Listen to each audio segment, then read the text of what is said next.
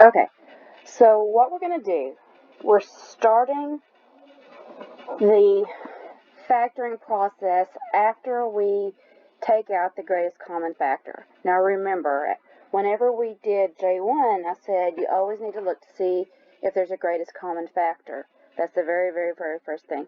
So if we look at d squared, 10d, and 16, is there a greatest common factor? Is there something in common with all three terms?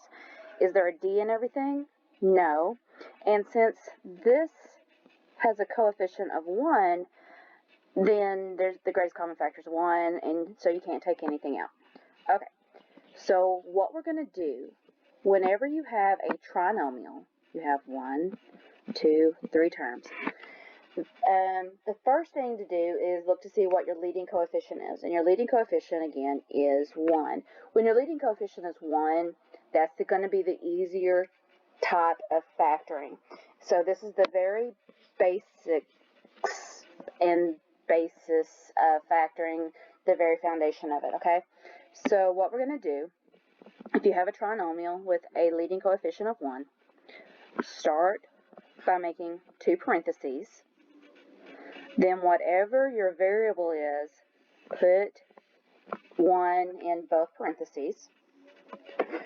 Now there's going to be several different methods to be able to factor, but I'm just going to show you one so you don't get as confused. And to me, I'm trying the very easiest, most basic way of doing it. So whatever your first sign is, put it into the first parenthesis. And then to get your second sign, multiply your two signs together. Not your numbers, but just your signs. And what's a positive times a positive? Well, it's a positive, so that's how you get your second sign. Okay, I'm going to change colors on the pen. Now, what are these two numbers going to be? Those two numbers are always going to multiply to get multiply to get your n number, and then whatever this sign is what you're going to do to get this number. So we're going to add. We're going to multiply to get 16, and we're going to find two numbers that multiply to get 16 and add to get 10. Now, if your multiplication skills are not the best, that's when you're going to use that factor sheet that I gave you. And what happens is, well, what multiplies to get 16? Always start with the multiplying, okay?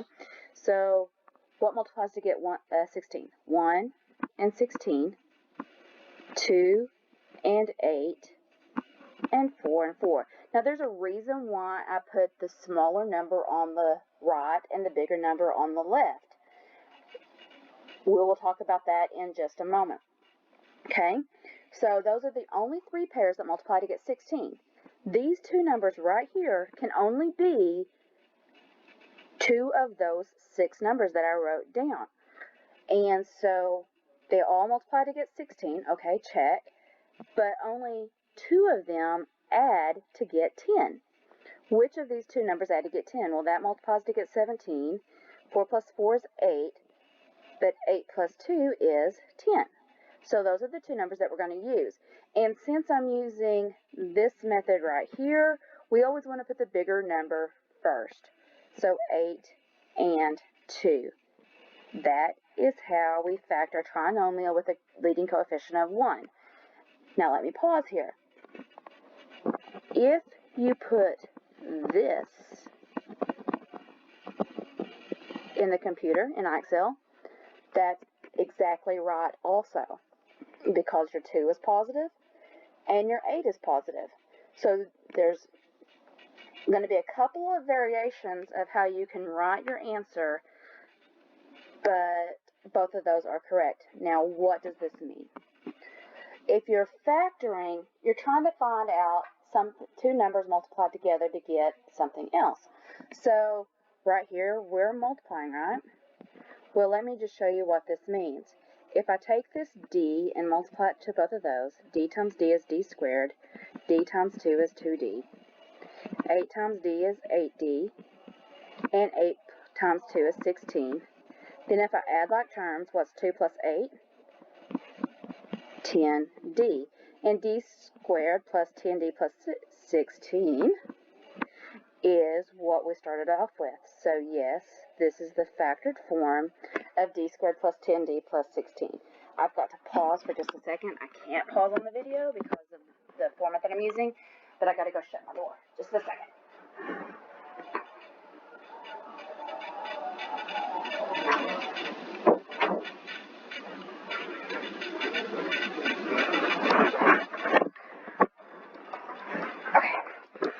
I'm in my bedroom right now doing this video, and OU and Florida are playing, and so my guy in the living room are being a little bit loud, so I had to go shut my door.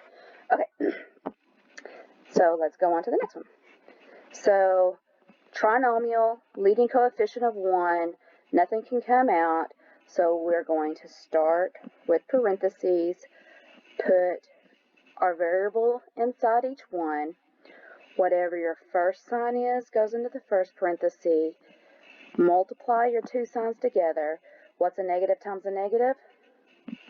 A positive. And so that's how we figure out what goes into the second parenthesis. Now what are we going to multiply to get? So we multiply to get this number, and whatever this sign is, we're going to do to get that number. So we're going to subtract this time because it's negative. And so what multiplies to get 3? 1 and 3. Those are the only two numbers that multiply to get 3. Does 3 and 1 subtract to get 2? Yes, it does. So that's the two numbers that we're going to put in here. But because the signs are different, it matters which one we put with the negative. And so if I put 3 and 1, we would be correct. Okay? If I put this in, that would be correct, because negative 3 plus 1 is negative 2. Negative 3 times positive 1 is negative 3. Alright, let me change colors. Positive 1 minus 3 is negative 2. Positive 1 times negative 3 is negative 3. So both of those work. But wait. If you did this,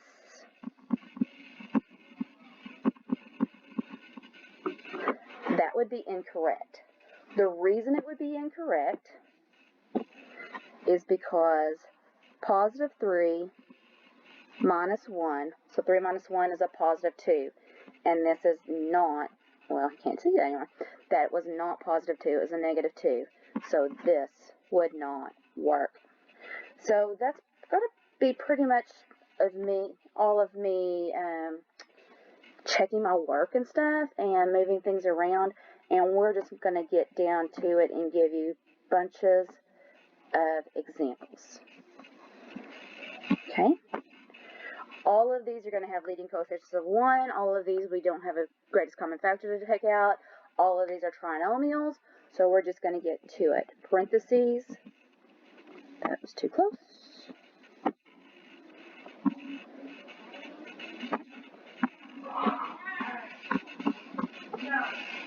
My dogs are getting into it, if you can hear that in the background. But there's 3 adults in the house, so maybe they can take care of it. Okay, first sign goes here. A positive times a negative is a negative. We're going to multiply to get 23, and we're going to add to get 24. The only two numbers that multiply to get 23 is 1 and 23. Does 23 plus 1 equal 24? Yes, it does. 23 is bigger than 1, so 23 goes into the first parentheses, and 1 goes into the second one. And there we go. Parentheses, parentheses, D and D. First sign goes here. A negative times a positive is a negative. We're going to always multiply to get the end, and we're going to do this to get the outside, which is, add to get the middle, which is 10.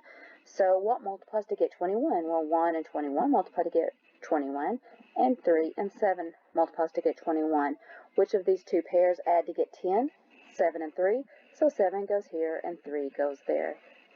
That factor chart that I gave you will help you bunches if you don't like to know what the multiplication tables are. K and K, negative and positive, multiply, subtract what multiplies to get 5, 1 and 5, does 5 and 1 subtract to get 4? Yes. So 5 and 1. Again, just let me pause real quick. Just make sure you understand what it's doing.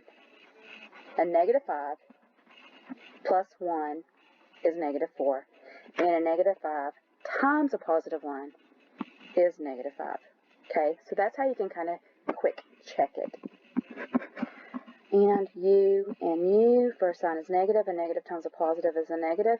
So we're going to multiply here, and again we are going to add to get 10.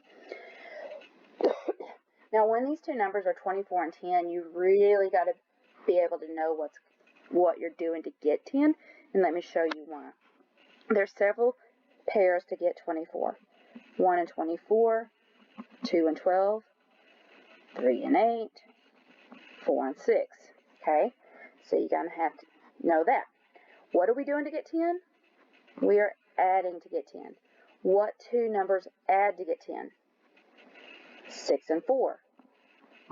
Okay, but be careful, because sometimes this could be a negative sign, which means that we subtract to get 10, and 12 and 2 give you 10. So make sure 12 minus 2 is 10. 6 plus 4 is 10. So make sure that you know what you're doing to be able to get that negative 10 right there. 2 more. We have a Z, and a negative times a negative is a positive.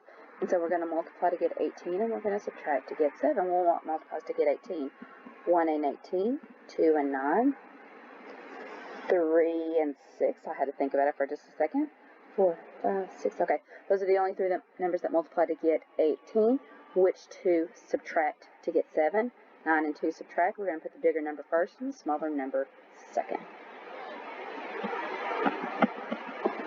V and V plus positive times a negative is a negative. To get 14 is 14 and 1 and 2 and 7. And so we're going to subtract to get 5. 7 and 2 subtract to get 5, so 7 and 2.